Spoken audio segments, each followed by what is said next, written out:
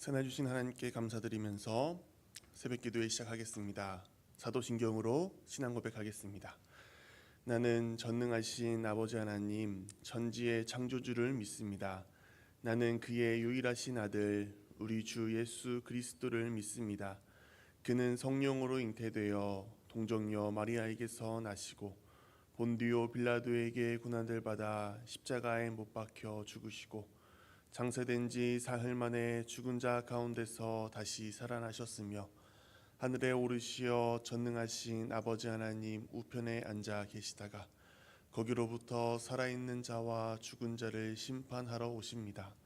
나는 성령을 믿으며 거룩한 공교회와 성도의 교제와 죄를 용서받는 것과 몸의 부활과 영생을 믿습니다. 아멘. 찬송가 94장 찬양 드리겠습니다.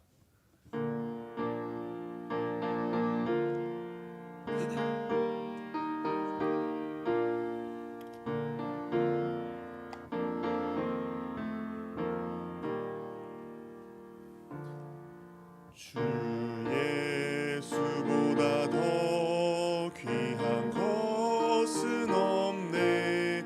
이 세상 부귀와 바꿀 수 없네. 영 죽은 내 대신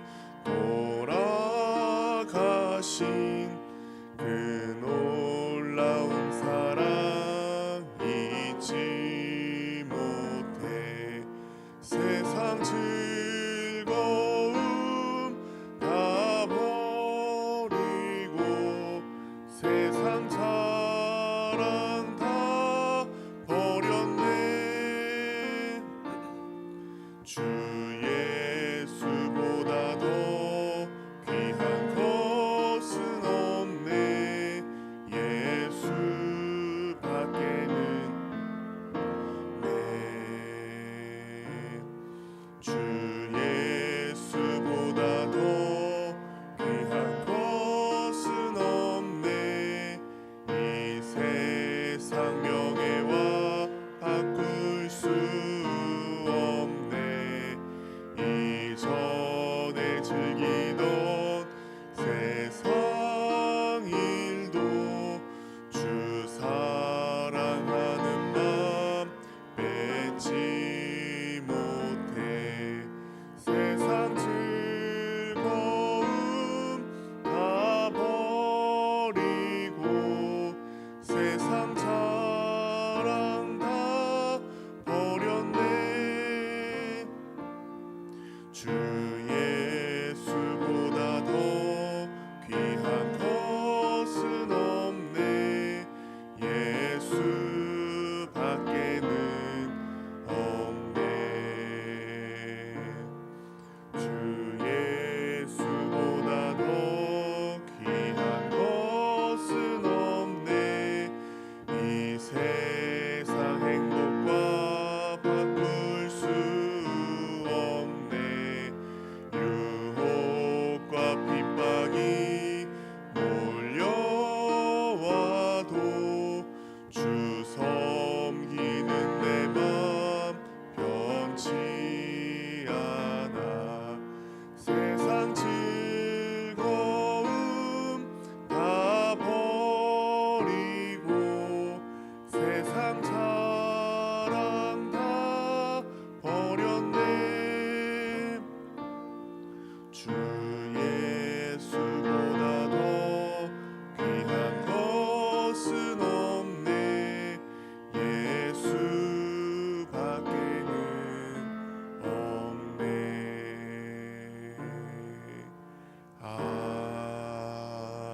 아멘. 몇 가지 제목을 두고 함께 기도하겠습니다. 손다리 위임 목사님 선교 일정을 진행 중이시고 마무리 중이십니다. 내일 한국으로 귀국하시는데 오가는 발걸음 안전하게 지켜주옵소서 기도하겠습니다. 4대 위임 목사 청빙 과정이 하나님의 뜻과 계획 가운데 진행되게 하시고 우리 교회가 기도하며 목사님을 맞이할 준비를 하게 하여 주옵소서. 사순절 기간입니다. 십자가의 사랑을 묵상하고 주님을 닮아 거룩하게 살아가는 삶 되게 하여 주옵소서. 내일부터 다락방 신방이 시작됩니다. 기쁨과 슬픔을 나누고 더욱 하나 되는 서울교회 되게 하여 주옵소서. 나라와 민족, 선교지와 교회를 위해서, 병상에서 하나님의 도우심을 구하는 성도들을 위해서 함께 기도하겠습니다.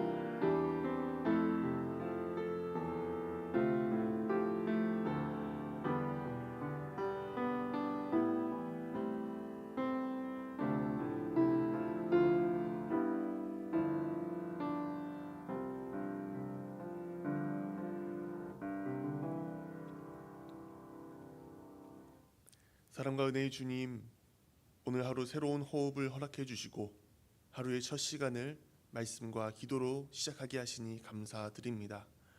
하나님, 사순절 첫 번째 주간을 보내고 있습니다. 우리를 향한 하나님의 계획과 예수 그리스도의 십자가 사랑을 깊이 묵상하는 기간 되게 하여 주옵소서. 간절히 올려드리는 기도의 제목들이 있습니다. 저희의 모든 상황과 마음을 감찰하시는 하나님께서 선하게 응답하여 주옵소서. 말씀을 읽고 나누게 하시니 감사드립니다. 성령님 역사하여 주셔서 이 말씀이 우리가 하루를 살아갈 힘과 능력이 되게 하여 주옵소서. 예수 그리스도의 이름으로 기도하옵나이다. 아멘. 오늘 우리에게 주시는 하나님의 말씀은 예레미야 7장 말씀입니다.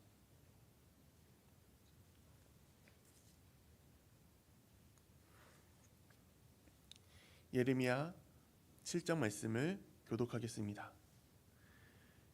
여호와께로부터 예레미야에게 말씀이 임하니라. 이르시되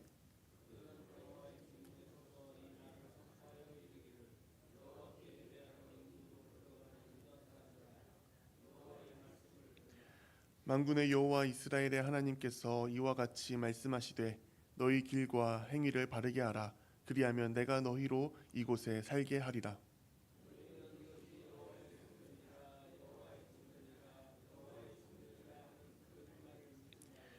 너희가 만일 길과 행위를 참으로 바르게 하여 이웃들 사이에 정의를 행하며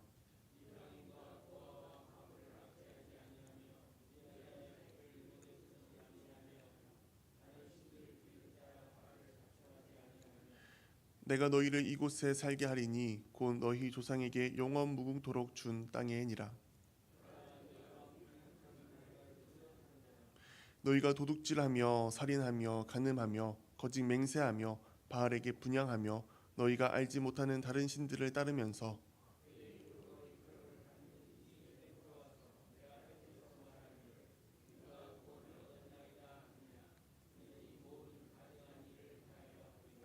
내 이름으로 일컬음을 받는 이 집이 너희 눈에는 도둑의 소굴로 보이느냐? 보라, 나 곧 내가 그것을 보았노라. 여호와의 말씀이니라.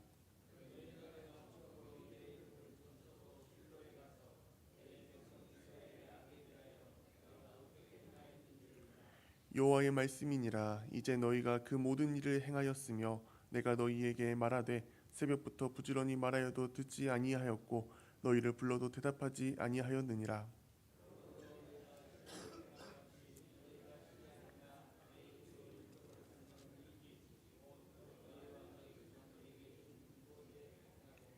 내가 너희 모든 형제 곧 에브라임 온 자손을 쫓아낸 것 같이 내 앞에서 너희를 쫓아내리라 하셨다 할지니라.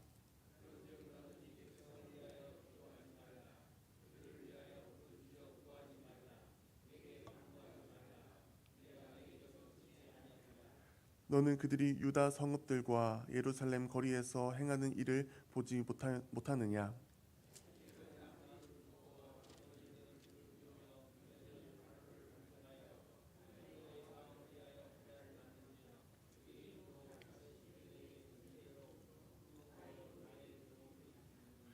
여호와의 말씀이니라. 그들이 나를 경노하게 함이냐? 자기 얼굴에 부끄러움을 자취함이 아니냐?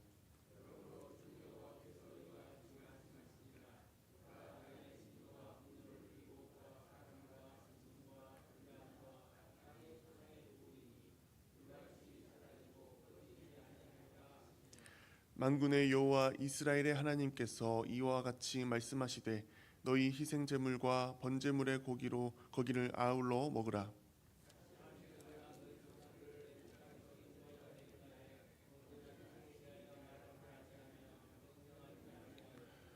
오직 내가 이것을 그들에게 명령하여 이르기를 너희는 내 목소리를 들으라.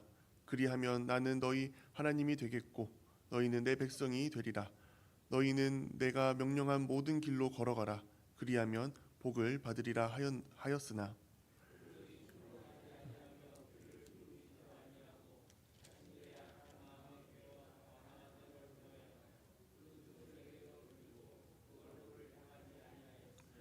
너희 조상들이 애굽 땅에서 나온 날부터 오늘까지 내가 내 종 선지자들을 너희에게 보내되 끊임없이 보내었으나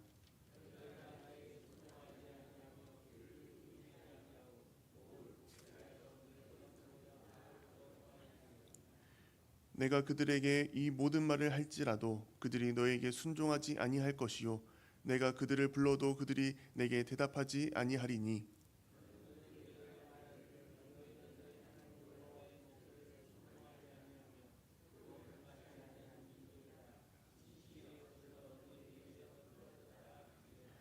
너희 머리털을 베어 버리고 벗은 산 위에서 통곡할지어다. 여호와께서 그 노하신 바 이 세대를 끊어 버리셨음이라.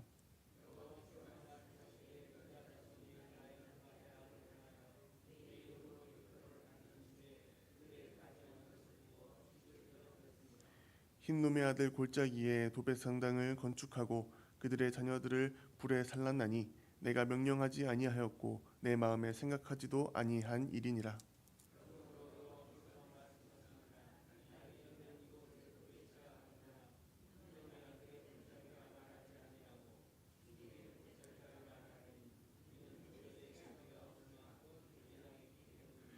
이 백성의 시체가 공중의 새와 땅의 짐승의 밥이 될 것이나 그것을 쫓을 자가 없을 것이라.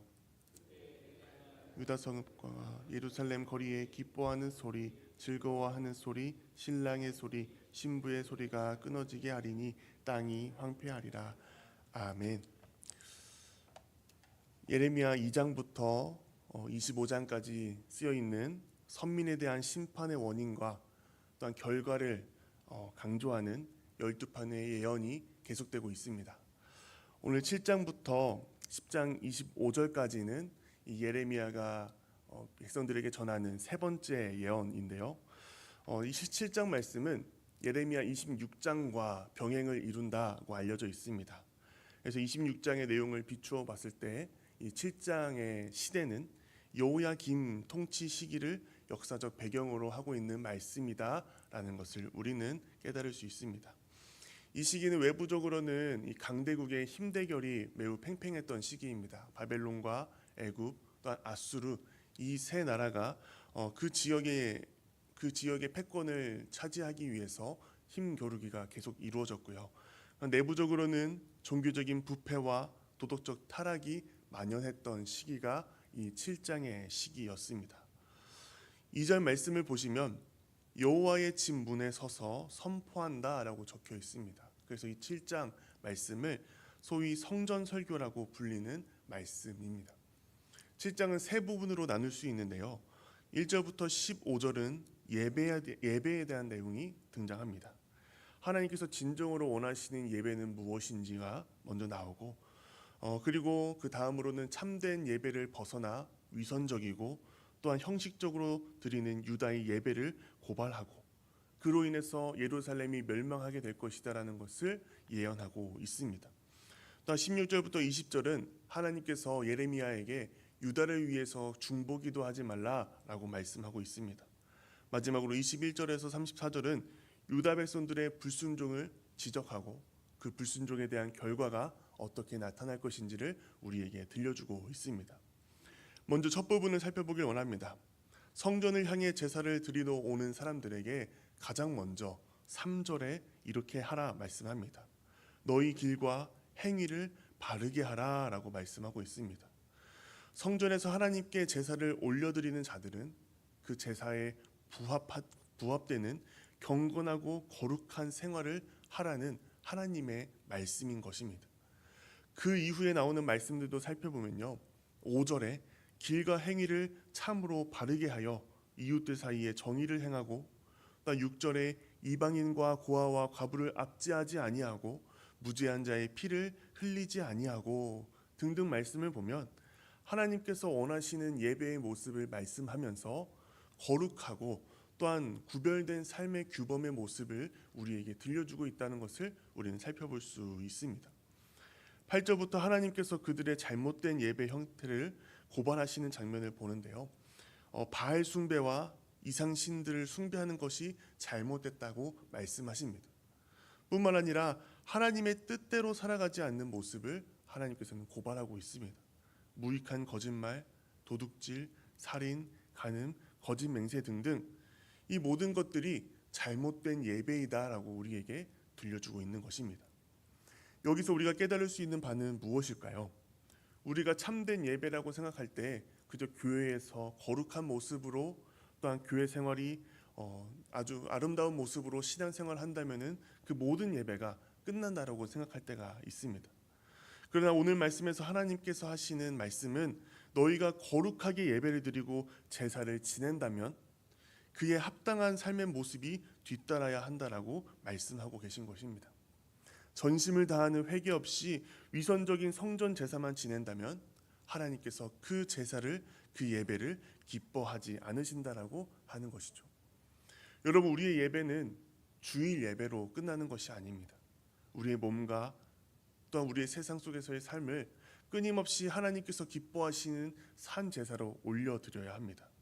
히브리서 13장 16절에 오직 선을 행함과 서로 나누어 주기를 잊지 말라. 하나님은 이 같은 제사를 기뻐하시느니라 말씀합니다. 우리는 끊임없이 세상 속에서 삶의 예배를 드려야 됩니다. 루터교회에서는요, 예배를 마칠 때 이제 평안히 가십시오, 그리고 주님을 섬기십시오라는 이런 파송의 멘트를 한다고 합니다. 대부분의 그 루터교 목사님들이 이 강단에서 그런 선포를 하는데요. 뉴욕에 있는 한 루터교 목사님이 예배 출입문에서 그 파송 선포를 한다고 합니다.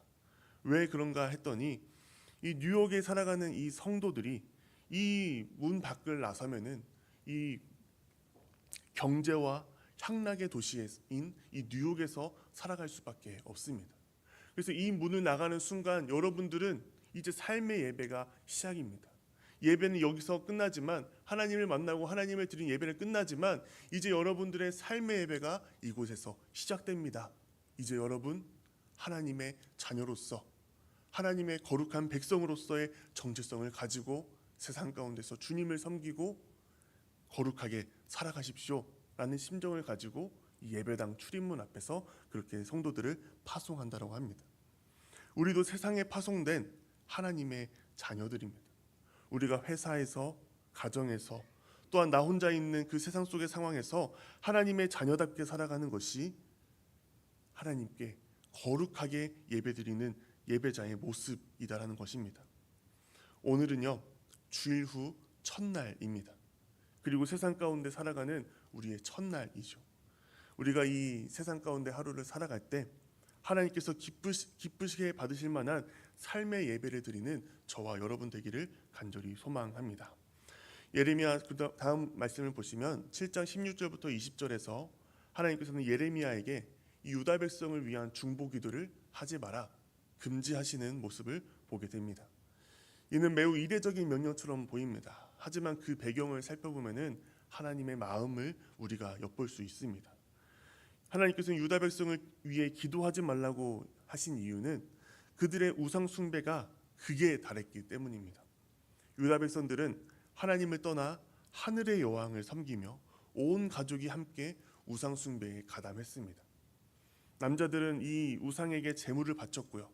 여자들은 떡반죽을 만들어서 우상에게 바쳤고, 또한 아이들까지 부모와 함께 우상 숭배의 자리로 끌려갔다라고 이 말씀에서 이야기합니다. 하나님께서는 유다가 돌이키지 않을 것을 이미 아셨습니다. 왜냐하면 13절에 말씀하기로 부지런히 말하여도 그들이 듣지 않았고 그들을 끊임없이 불러도 그들이 대답하지 않았다. 하나님께서 수없이 경고하고 수없이 그들을 돌아오라고 말씀하셨지만 그들은 귀를 닫고 고의적으로 하나님의 말씀을 듣지 않았습니다. 따라서 하나님께서는 그들을 위해서 더 이상 그들을 위해서 기도하지 말라고 예레미야에게 말씀하십니다. 이는 하나님의 구원이 부족하거나 하나님의 긍휼이 끊어진 것이 아니라 유다 백성들이 고집과 완악함을 가지고 하나님의 자비와 용서함을 거부한 결과였습니다. 여러분, 그러나 이 예레미야 말씀을 전체적으로 살펴보면요, 하나님은 심판을 선언하면서도 이 유다 백성을 완전히 버리지 않으셨습니다. 예레미야 29장 10절 말씀을 보면요, 70년이 차면 내가 너희를 돌아오게 하겠다. 예레미야 31장 31절부터 34절 말씀은 하나님께서 예수 그리스도를 통한 새로운 언약을 너희에게 허락해 주겠다라고 약속을 하십니다. 그들을 향한 심판은 그들을 다시 회복시키고 더 나아가 영원한 구원의 길로 인도하시는 하나님의 섭리였던 것입니다.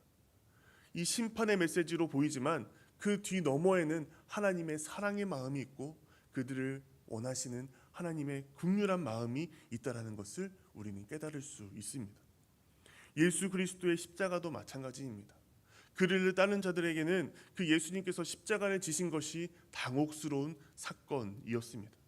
그러나 그 너머에는, 그 속에는 하나님께서 놀라운 계획과 능력으로 모든 사람들을 구원하기 원하시는 그 하나님의 마음이 담겨져 있었습니다. 여러분, 우리의 삶 속에서 우리는요, 이 너머에 있는 모든 상황과 현상 너머에 있는 하나님의 뜻을 발견하는 자들이 되어야 합니다. 우리의 삶 속에서 내 생각대로 삶이 진행되지 않을 때가 있습니다. 내 삶에 고난이 찾아올 때가 있고 어려움이 찾아올 때도 있습니다. 하지만 그 너머에 있는 하나님의 사랑의 마음과 하나님의 계획을 발견해야 합니다. 이 고난의 상황을 통해서 나에게 말씀하시는 하나님의 음성을 들어야 되고, 이 고난 뒤에 우리에게 부어주실 하나님의 크신 은혜와 사랑을 보아야 합니다.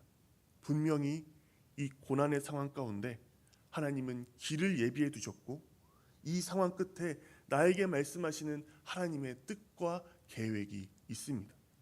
여러분, 오늘 하루를 살아가시면서 우리의 상황과 현상 너머에 있는 하나님의 뜻과 마음을 바라보는 저와 여러분 되길 간절히 바랍니다.